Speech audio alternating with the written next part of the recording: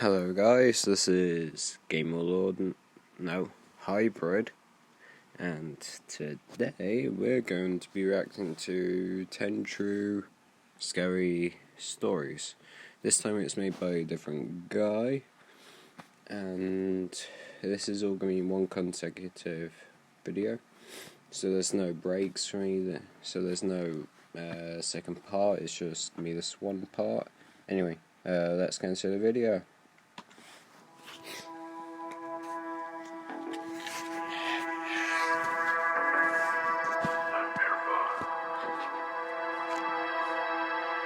Let's turn that down a bit.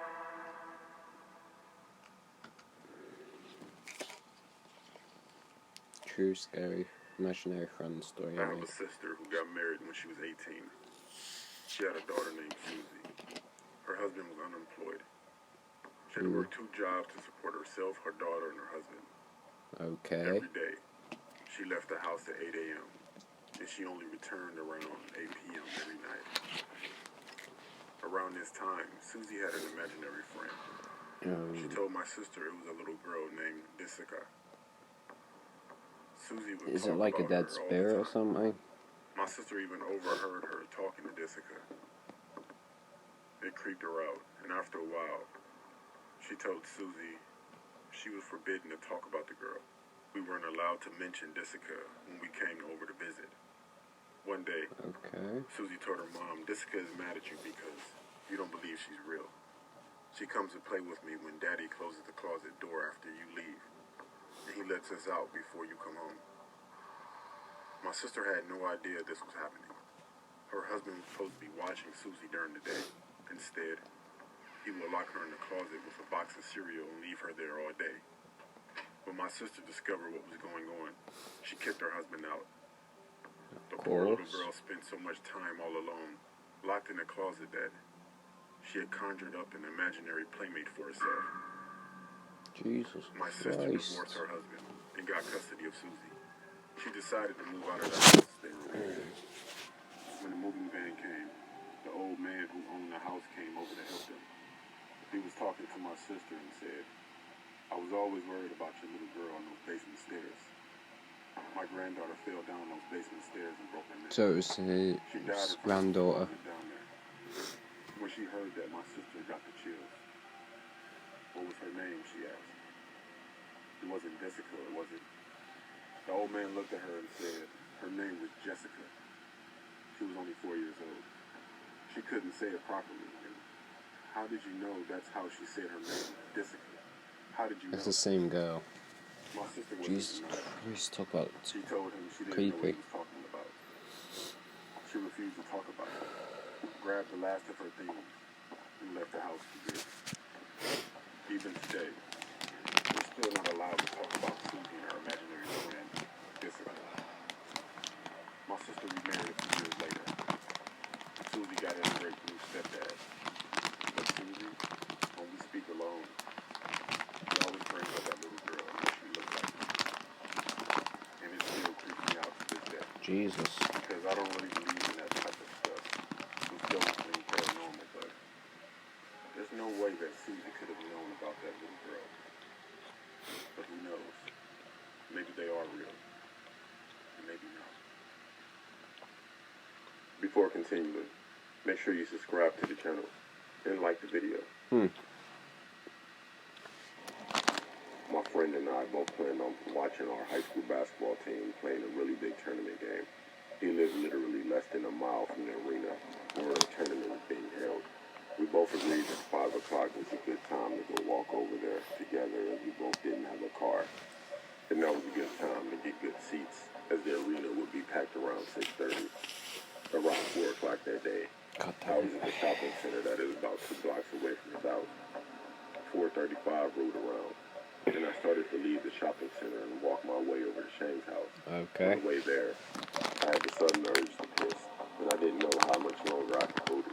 Yeah, makes sense. I would do that as I well. arrived at the street at 4:45, and I felt like my bladder was about to explode. As I got there, I realized how spaced out the houses are from one another, so finding a private place to urinate seemed impossible. However, I finally found a very large bush in front of a house that was for rent around half a mile down from Shane's house. And I looked around for anyone that would be standing around. Nobody was there. Relieved, I began to use the bathroom. I hear someone from a short distance walking. Embarrassed, I quickly zipped my pants up and looked back. It was an older man, probably around mid-50s to early 60s, about 5'8" and 150 pounds. Okay, what's going to Wearing an happen? outdated style pair of overalls and a red baseball cap. He was staring at me intensely, as if he were mad at me for some reason, while walking in my direction. I began to walk in the direction of Shane's house, which was the direction that the man was coming from, and I was passing him. I realized that he had 2 little boys with him, both around the ages of 10 to 12, along with a dog that was attached to a leash. I didn't think much of them until I heard a door swing open aggressively and someone yelling, "Hey, come back here." I looked back and saw that the man was armed with a rifle. He Jesus. started running toward me, and I instantly started running faster than I thought humanly possible. He was about 2 car lengths behind me, and I could see Shane's house coming up. I looked back and saw my life flash before my eyes when I saw him starting to point the rifle at me and fire a shot that barely missed my left side. I yanked Shane's door open and slammed it shut, locking it in the process. Shane came running from his room, asking if I was okay and what happened. I told him everything while out of breath from running so much, and he was freaking out. Shane ended up reporting the incident, and when the police came back, they found no one. The man was gone. It turns out the house was up for rent for the past 6 months of the time, and has been vacated since then. I gave them a description of the man again, and that was that. Surprisingly, Shane wanted to go to the basketball game anyway, but I didn't want to go anymore. However, I didn't want to just leave him there by himself, so I reluctantly went. Shane and I ended up needing to get a ride, because we both knew it wasn't safe to go outside and walk over there. It was getting a little late out there, and friends were waiting for us to show up at the arena. While we were there, I had a hard time enjoying the game, as I couldn't shake off the fact that I could have lost my life back there. And if it wasn't for Shane's front door being unlocked, I probably wouldn't be here.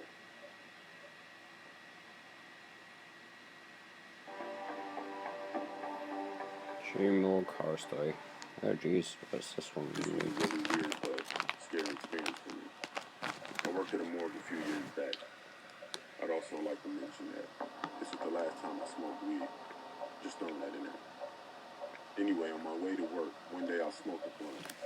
I bought the weed from some random guy, not my usual person.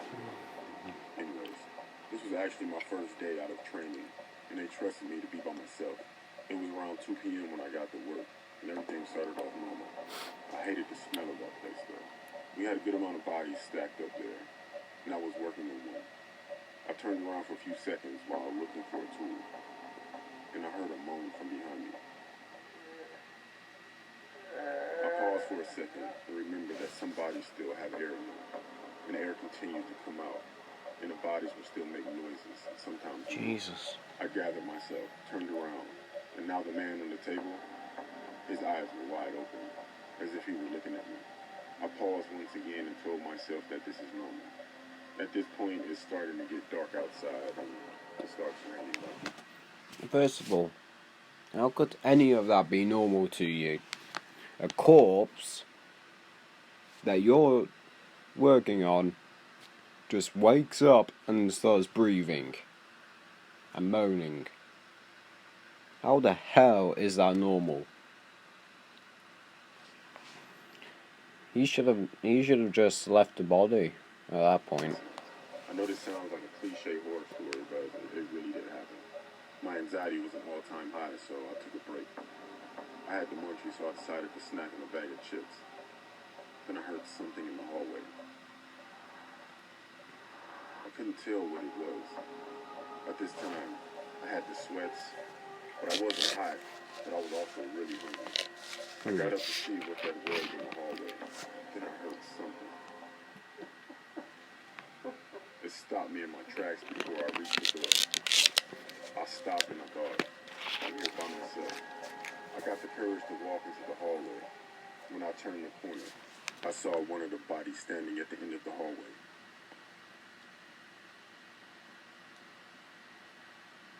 frozen. I just stood there. This felt like a scary movie, but at this point I would be yelling for the person to run, but I couldn't. Yep, definitely. I thought to myself, am I tripping right now? The body started walking toward me, and I backed up. I rubbed my eyes for a few seconds, then I looked back down the hallway, and the guy was gone. Again, I stood there for a few more seconds. Out of nowhere, every door in the building opened with force, and at the same time, that laugh again. I ran out of there so fast and called my boss. He laughed at me and came in while I sat in my car. He checked the building and everything seemed normal. I quit right there on the spot. I don't know. Maybe I was blazed, but the fear I felt was real. I know I haven't smoked since then, or ever worked with dead bodies.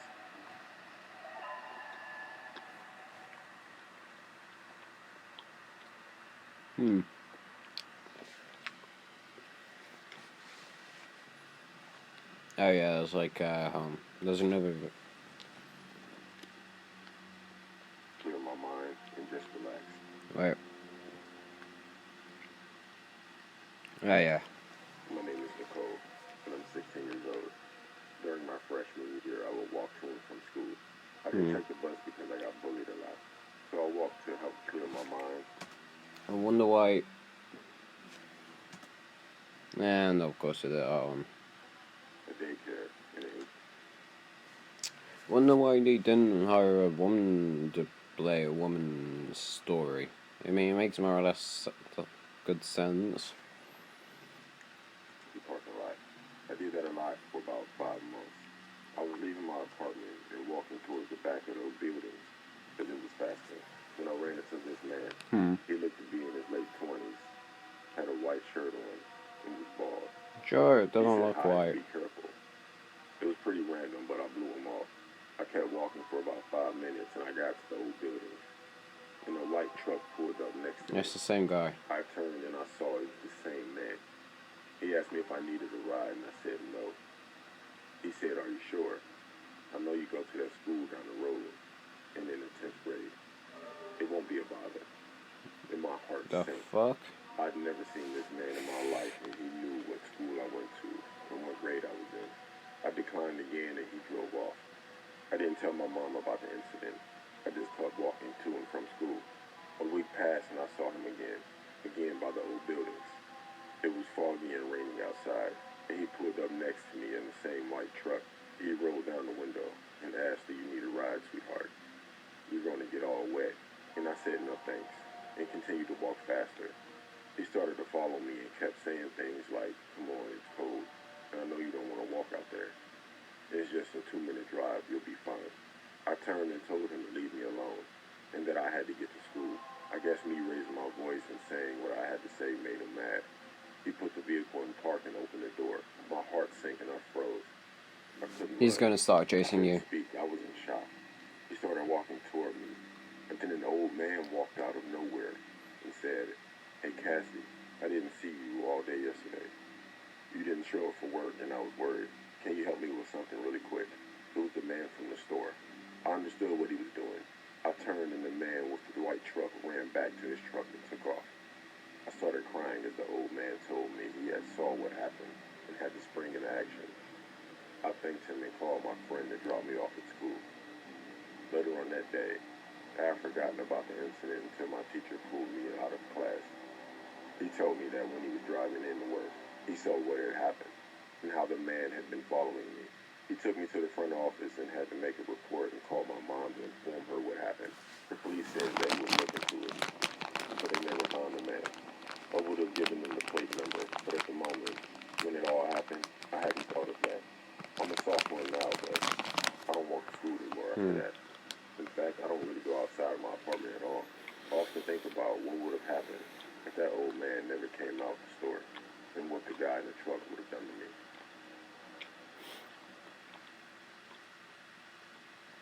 I've gotten Ubers plenty of times before, but this one experience I had a few years ago was the creepiest and weirdest of my life.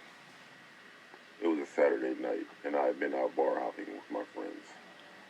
It was around 1:30 a.m. when my friends and I decided to call it a night. I said goodbye to my friends as they walked to the bus stop. I live in the opposite direction, so I started walking to a spot where my brother was going to pick me up. As I pulled my phone out, I received a text message from my brother telling me that he can't pick me up as he had been called into work. He works nights. I opened up an Uber, and there was this one guy about 2 minutes away, so I clicked for him to pick me up. His name was Jim. In his picture, he was a balding, middle-aged man with a mustache and stubbled facial hair. Okay, let me guess what's going to probably happen. Jim either doesn't look like the same guy in the photo,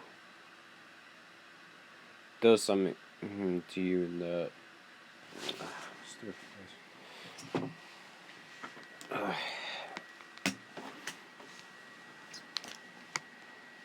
does something to him, or something completely random for a third option. An old car pulled up beside me. Jim looked out the window, confirming that he was same the guy. guy. Okay, that's good. Once I got inside, I noticed there was another person in the passenger seat. I said, "Oh, hi." They didn't reply to me. I asked Jim how his night was going. He didn't reply either. I was too drunk and too tired to care. Destination to my house was already on the app before I made the call for the Uber, so Jim started driving. I was scrolling through my phone and texting friends, and I started to hear Jim whisper and mumble to himself. I couldn't understand what he was saying, and if he was talking to me or the person next to him, but I ignored it. As we were driving, he started to become more on edge, and the things he was whispering to himself was becoming more coherent. One thing I heard Jim say in a loud whisper was, "You do it. I can't risk going back to jail." Even though I was drunk, He's asking the person next to him to kill him. that was enough for me to stop playing around on my phone and focus on my surroundings and keep a closer eye on Jim and the person next to him. The person hadn't said a word the whole time I was in the car, which I found weird. I looked around outside and we were on the freeway, which wasn't unusual as you have to take to get to my house. The next thing that happened is Jim pulled the car over at the rest stop. He once again started talking to himself. Jim then said, Stupid flies. "I won't do it. You can't make me." He then hit the person next to him in the face, and he got out the car. He grabbed something from the trunk and walked off into the darkness. I was stunned with what was going on. I asked the person in the passenger seat if they were all right, but once again, they didn't say anything or do He anything. killed someone, and that's the I asked corpse. again, this time tapping him on the shoulder. That's the Something corpse. didn't feel right after grabbing hold of him. It felt cold. I took a closer look at the person, and to my complete shock and horror, the man looked lifeless with a hoodie on. Yep. With white and bluish purple type skin. The expression on his face was shocking.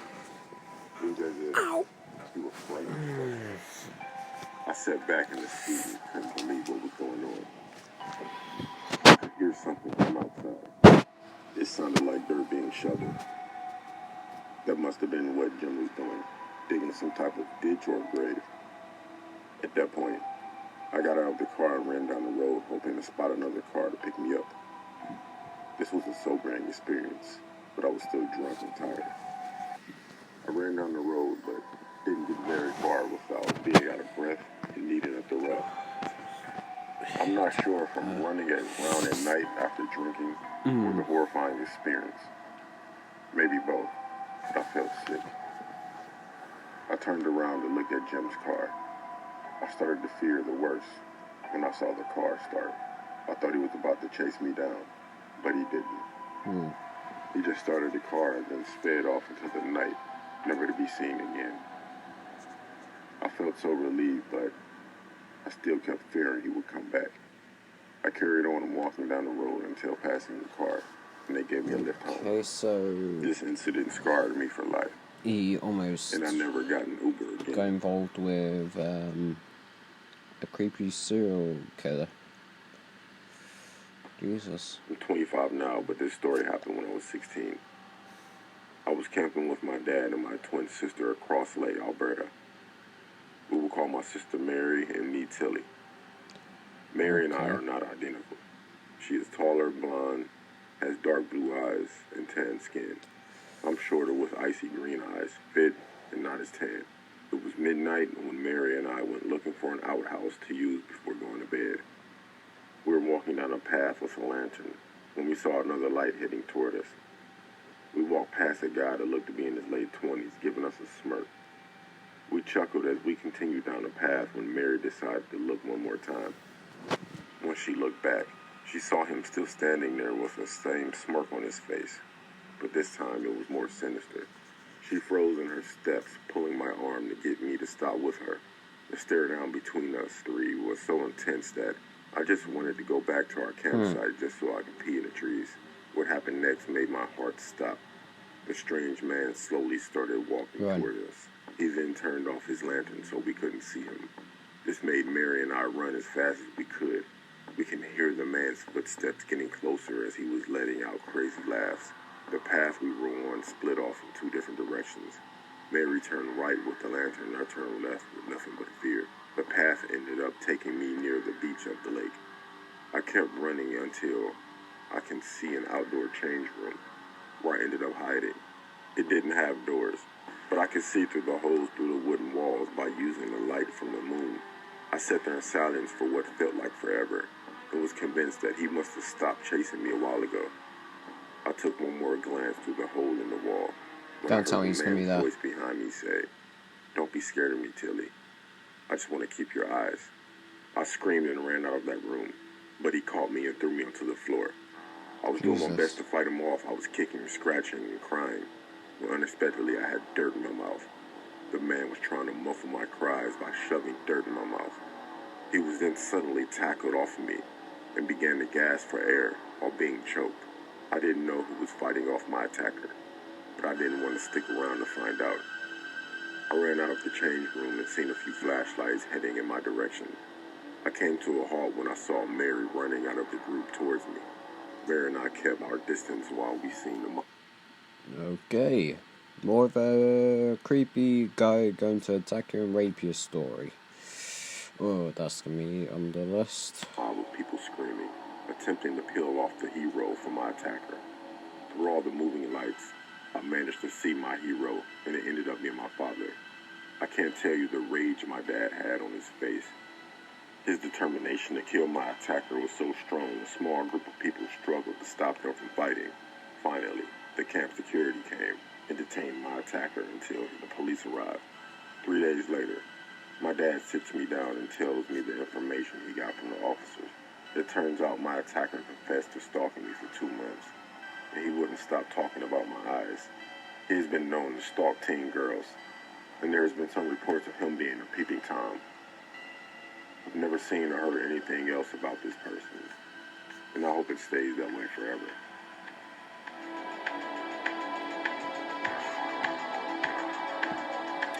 Okay, so we got like 10 minutes left.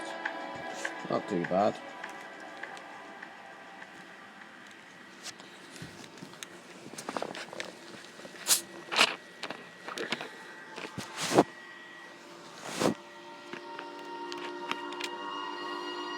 Okay. Not exactly much of a title, calling it Creepy Horror Encounter, where you're gonna meet a ghost, a vampire, and maybe a mummy.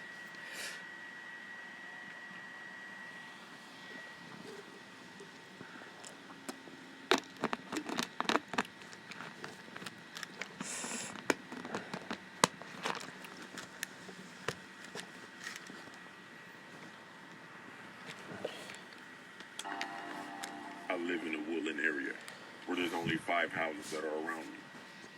So when the night falls, I'm used to seeing the glowing eyes of animals, hearing the sound of twigs and leaves crunching from animals, and yes, the calls too.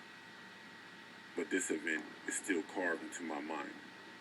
Back on June 23rd of 2017, and around midnight, my cat wanted to go outside because he had to go use the bathroom, and we didn't like for him to use the litter box. Now, my cat usually spends around 15 to 20 minutes outside, which is usual for her because she loves to play out there. But when I went to the front door to let her in, since it was time to let her in, she wasn't there. It was about 1 in the morning, and I get a little worried, so I go outside and I call her name. So I walk around my front yard, and then I find her sitting there, looking out into the woods. Nothing too serious. She probably just saw a possum go by. But that's not it. That's not it at all. As soon as I leaned back up, everything went silent. No crickets chirping, no tree frogs, no wind blowing, nothing. Besides me breathing, and then I saw it. A black, tall figure, roughly around 6 to 7 feet tall, dark behind the trees. I picked up my cat and I sprinted to the house. We went inside, locked all the doors, turned off all the lights besides the hallway, and I grabbed my flashlight and went back to where I saw that thing. And at the same spot, all the noises came back, and I shined the light where the black, tall figure was. Nothing. I asked one of my neighbors if they were in our yard. He asked me, why the hell would I be in your yard? I went back home, and I still questioned if it was a person, a shadow creature, or just my mind playing a trick on me. To this day, I still wonder if it was something or someone in my yard. Okay, just another 10 minutes. Okay, that's fine. I can do this.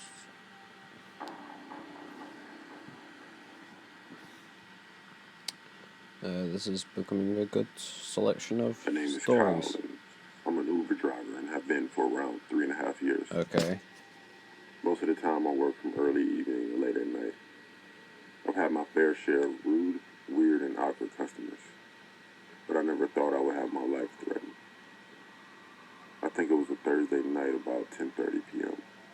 I get an alert from a guy named Caleb, needing a ride to a house that was located in the countryside. I pull up to a guy wearing dark blue jeans, a black hoodie, old white sneakers, and a baseball cap. I roll my window down and ask if he's Caleb. He nodded yes and got in the back of my car. Okay. I looked at him in the rearview mirror.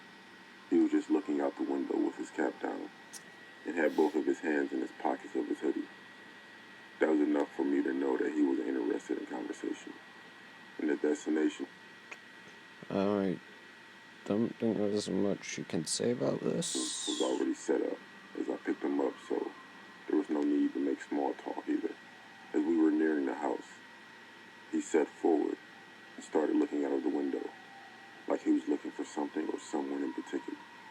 He was looking around the quiet, dark forest area, as was I.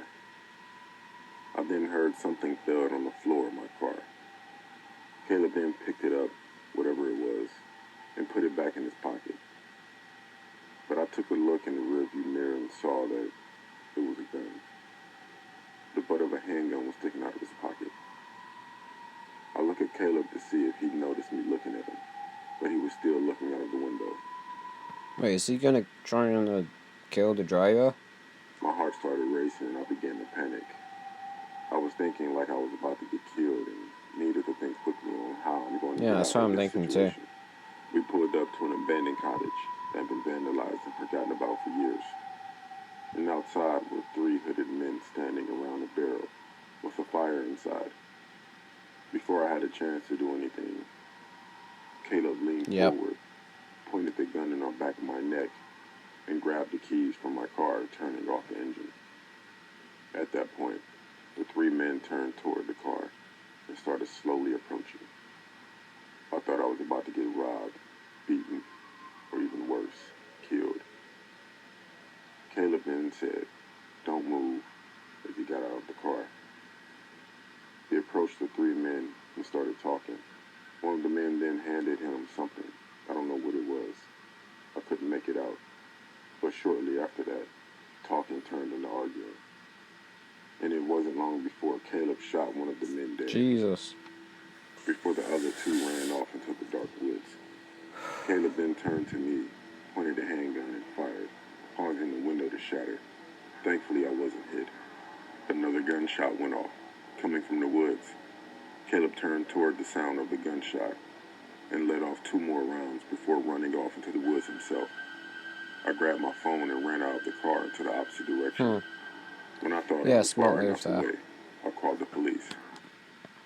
I think there's one more As I after was this. running, I could still hear gunshots in the distance. I told the police to go to the address. I still had it on my phone, so I knew exactly where to send them. 2 police cars drove by, and one of them stopping for me as I was waving them down. Told them I was the one who called. I was taken back to the station to make a more official statement. I was also informed that the cottage was abandoned and found no one near the property in the woods. The only thing they found was my car and the shattered window. The police told me it was a drug deal gone bad, and I should be considered lucky. But I wasn't killed. My name is Ed. Yeah, I'm 25 years old, and I'm an Uber driver. The story happened about 4 months ago. It was late on a Friday night around 11 p.m., and I was doing my pickups around local bars and nightclubs. I had just finished dropping off some passengers when I got a notification from a guy named Jackson. I pulled up to his location. Why is it the last couple ones being Uber driver related?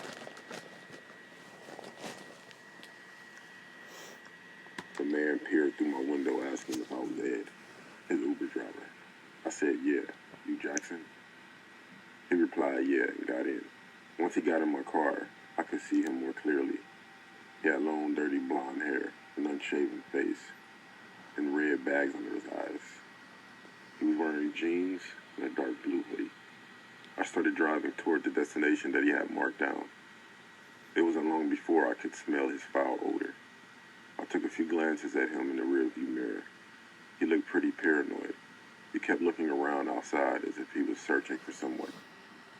The place he was driving to was a bar on the quieter part of the town, in fact. I thought the bar was shut down, but I didn't want to ask and make conversation with this guy, as I didn't feel comfortable. He didn't say anything at the start of the journey. He was just looking around, as I mentioned before. He kept taking sips of some kind of liquor he had with him. It was when we started to get to the quiet, empty highway when he started talking. He was saying things like, life is precious, and always be careful because you could lose someone close to you. I wasn't sure if he was even talking to me. I just assumed he was. He then showed me a picture of a woman and a young girl. He said that was his wife and daughter. I awkwardly said, He's trying to kill himself. He lost his family. "You have a nice family." He then asked if I had a daughter. I said yes, but I don't really. I don't know why I said yes, but thank God I did, because at that point, Jackson told me to stop the car. As I was stopping the car, he wrapped his arm around my throat and pointed something in the back of my head. It was a gun. He told me to go home to my daughter and be thankful. As he said this, he passed me the photo of his wife and daughter. He then got out of the car and fled into the darkness of the night. I then drove to the police station and reported what had happened. What they told me made the incident 10 times scarier than what it already was. After showing them the photo, the man had handed to me. The police told me that the man had killed a woman and her daughter hours earlier, and the police were out looking for him. Thinking about this story horrifies me. I think about a lot of things. That I had a sadistic maniac in my car. Now he murdered that woman and child. I also think about how I told him I had a daughter. I honestly think if I hadn't, he would have killed me. We wouldn't be here to tell this story. As far as I know, the police still haven't found Jackson, and he's still out there somewhere.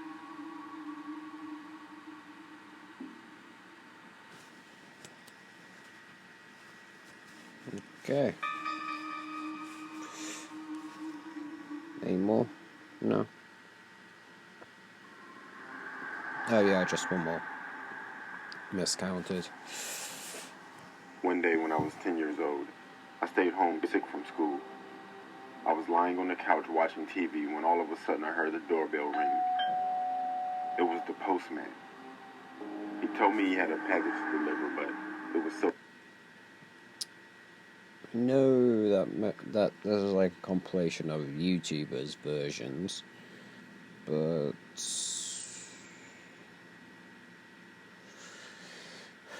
This is different.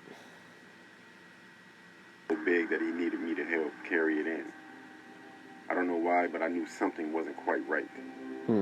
I didn't see his truck parked out front, so when I asked him where it was, he told me it was around the corner. I asked him why the regular postman wasn't here, and he said he was visiting family. He kept telling me to open the front door. I said I was sick and I wasn't allowed to leave the house. I told him my she's parents trying would to pick up not the get package involved. from the post office.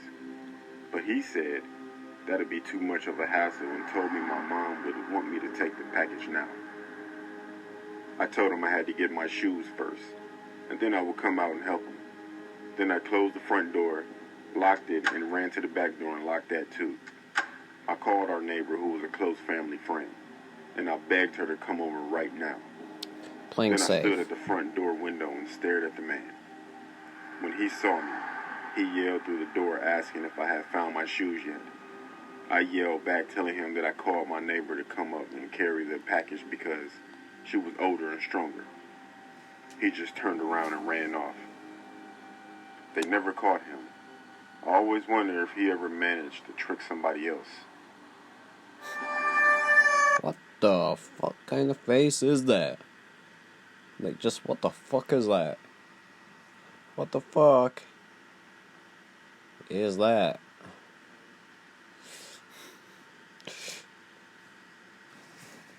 Stupid blue flies. Makes people in different countries with bad weather seem happy and thankful. Anyway, that's gonna be it for this reaction, and I'll get this released shortly, and I hope you enjoy this.